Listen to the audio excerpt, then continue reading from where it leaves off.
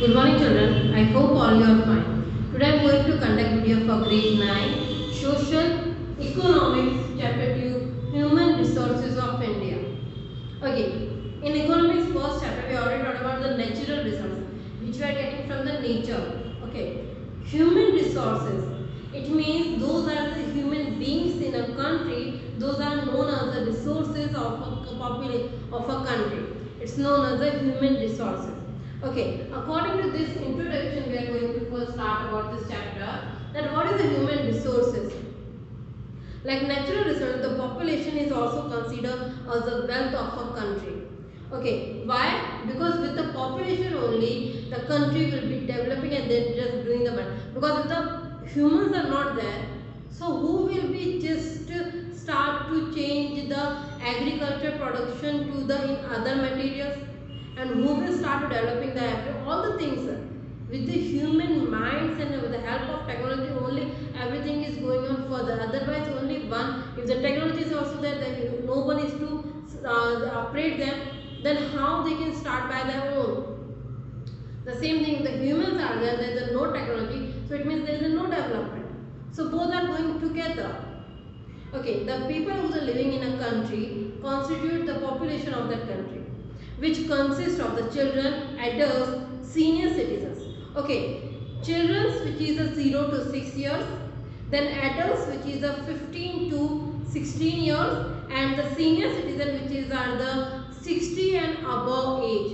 Those are the three categories, which is the first one is the 0 to 6 is the children, then actually not 0 to 6, 0 to 6 is coming up, it is the maybe 6 to 15 is the children, then after that 15 to 60 it is the adults, and the 60 to above is the senior citizen. Okay, so those are the categories. Okay, those are the adults in the this one category, 15 to 60. Here they are not capable to do any work, and this category is also not able to do any work. But this one category able to do all capable work according to the age, according to their qualification, and according to their capacity.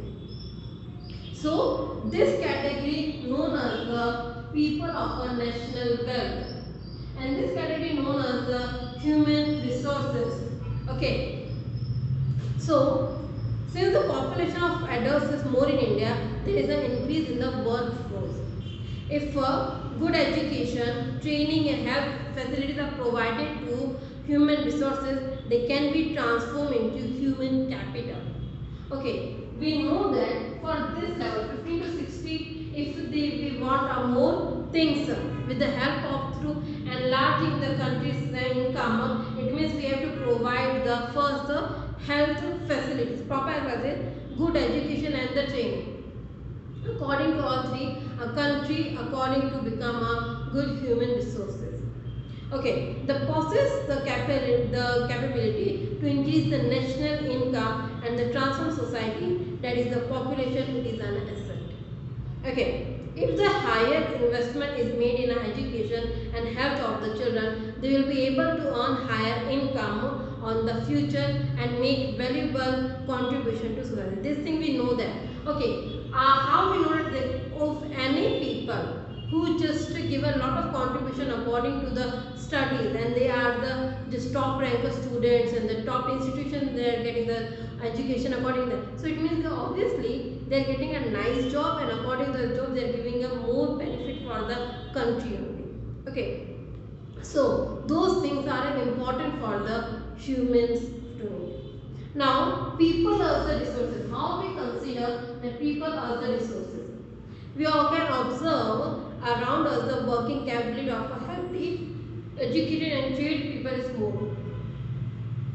So the nation's income increase of this.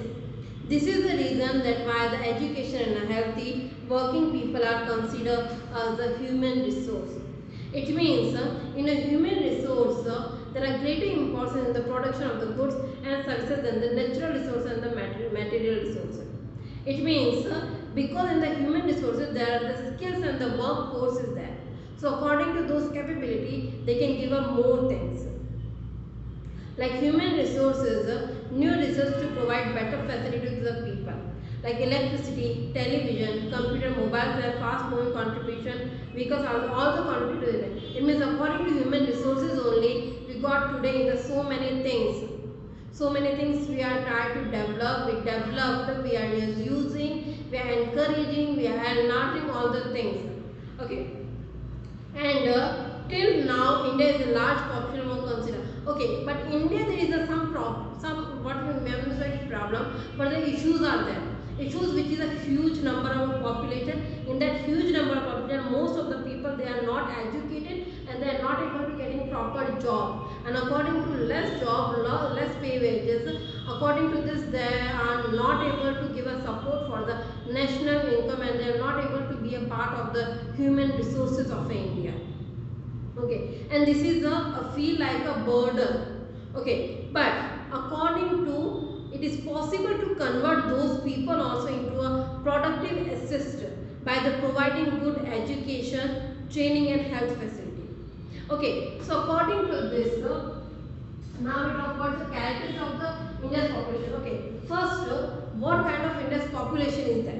Okay, it means in the category of India's population, the size, composition, density, growth and quality of the population we are expecting. According to this, in 2000, according to this population census is a conducted. We know that what is the count and how it is considered as a population, how many population there. After every 10 years, census is coming. In that census, they are giving the population of the number. So it means in 2011 they count the population of India. Now it's the time of 2021 when they count for again the next population and the overall population of the whole country. Okay, this is the thing. Now to have a basic understanding of the population problem of a country, one should have complete regarding knowledge the basic features of the population of the country. Okay. We want to understand the population and the resources of our country, but before that first we have to understand what is the characteristics of the India's population. Okay, first is the large size and a fast growth. Okay, this is the first characteristic is large size. It means India there is the second lead country who have a largest population. Fast growth means their birth rate is so high. So this is called a fast growth. It means according to the 2011 census in India, 121.1 crore population is there. According to 2011. So in the present 2020 is there only 1 year left for the next census. So it means maybe this time population, if the count is coming is maybe 125.1, obviously it will increase. So this is the fast growth and the high number of population in India. Okay, every 6th person in the world is an Indian. It's not only India, it's about in the world also. Every 6th people in every country, most of the countries there is an Indian, and the rate of the growth of population is higher. And the population growth is a 12.8 per annum. Okay, the situation of the population expectation. Okay, according to which rate India's population increasing, it's called a population exploitation, and it is really not beneficial for the country because this is the so huge amount of the number. Okay, if this is the feature is going every year or every rate, this rate is going every time. It means according to 2022. According to some amazing the thoughts, maybe the country, the India is the next coming according to first position of the population. If this thing is not stopped. Now the second is the second stage of a demographic transition. Okay, the demographic transition means countries are divided into 3 categories, which is a developing and underdeveloped. India is coming in a second category, which is a developing. The reason is coming to developing, it is a lower death rate but high birth rate. That's the problem. It is coming in a second demographic transition. Okay, according to 2001, in India, birth rate is at 22%, 22.1, but death rate is a 7.2. So it is a 15 people per thousand, which is a quite high. It means according to 2010, India's birth rate is a 22.1 and death rate is a 7.2. You can able to see a huge amount of difference. So obviously, if this type of difference is there, how the people will become on the first demographic position? It is a so high birth rate. So at least it should be less. Next, rapidly rising density. Density means a area, a per square kilometer area, how many people are living there. It's known as the density. It means according to our country, there are 382 people living in a per square kilometer. It is, but this is also not proper, because according to we have only, according to world area if we talk, then we have only 2.4% area of the world, but we have 16.7% population. This is the population and this is the area. Now just check the ratio. We need 14% extra land area to just consider all the population in those areas. So the density is also coming higher day by day in all the geographical areas. Okay. Next is the unfavorable sex ratio. It means male members are more and the females are less. It's known as the sex ratio. According to 2011, in the present time, 943 is the sex ratio. It means 1000 males, but in for the 1000 men, 943 females are there. Okay, this is an unbalanced thing. Next, bottom heavy age structure. It means the age composition of Indian population is bottom heavy. It implies the ratio of the person in the age group of 0 to 40 is relatively high. According to 2011, children below 14 years of age, there are 30.7% are there, which is the age structure, which are the responsible people should be, they are under age. Okay. So this is the, it can be reduced by the student. This level, if it is increasing, that means the birth rate is high. If this level is decreasing, that time birth rate is low. So according to birth rate only this rate is increasing day by day, which is real, because those are the dependent category. 0 to 14 years, it means those are the dependent category. They are not able to consider as any human resource of a country. Next is the predominance of the rural population. In the rural areas, the population is increasing more, and according to the industrialization that is coming in the urban area, and there is also the density problem is coming. Next, low quality of a population. The quality of population is judging according to education, health facilities and the skills. So according to this, in India, low literacy level are there. It means education level is also low. According to India, there are 74% people are literate.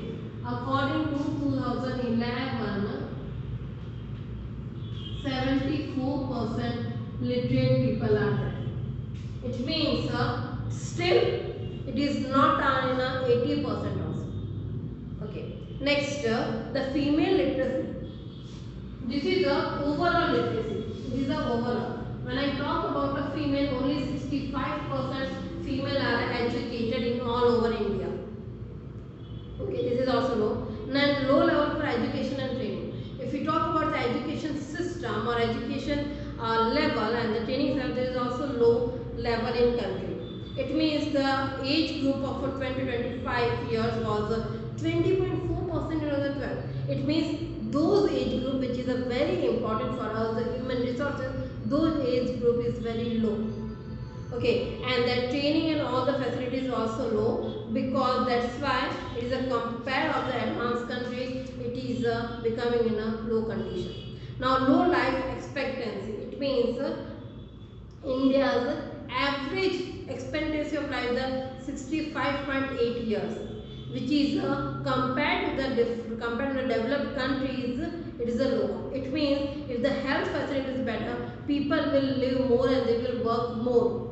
But if the health facility is not good, it means they are live not long, and the consider of the human resources also not so long. Low work participation rate. It means in the present time, India's Indus indicates the non-working population is a 39.8% people are not working categories in India. It means 40% people are there not doing anything, any work in India. So this is called a low work participation rate. Now overpopulation. Okay, according to food or agriculture things, India's population is so increasing, and there is overpopulation problem is coming, because according to the whatever crops we are growing or whatever percentage we are growing, according to this we are not able to fulfill every single person need. So it is a called overpopulation situation for the country. Now we talk about the demographic transition. Demographic transition means actually India's very close relation with the other countries, especially according to economic condition and all other conditions, social and the political and all these conditions. So according to this, we can able to see that how the other countries will develop, and we are still in an underdeveloped situation. And this is the theory known as a demographic situation. Okay, now in the demographic situation means according to birth rate and the death rate, according to especially the health facilities,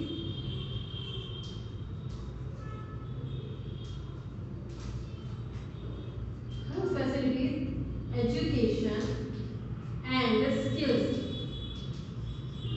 that consider the categories of the country, which are the three types: developed, which is known as developed stage, developing stage and backward stage. Three categories. First, we will talk about a backward stage.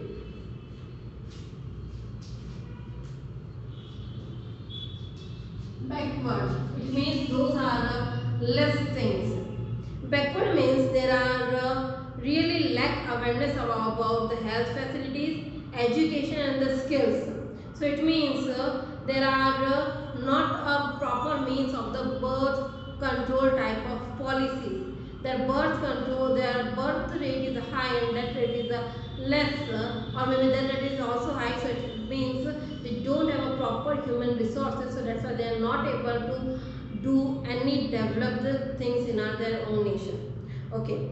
Next is the developing stage. It means this economy starts growing, but in the same time they are, and government try to provide the health, all the facilities also according to this thing, but according to the pandemics and the situations, they are not able to getting the proper benefits, and in the same time the birth rate is high and death rate is low. So according to this countries, this type of country is known as the developing stage, and according to this they come on the second position of the demographic stage, demographic transition.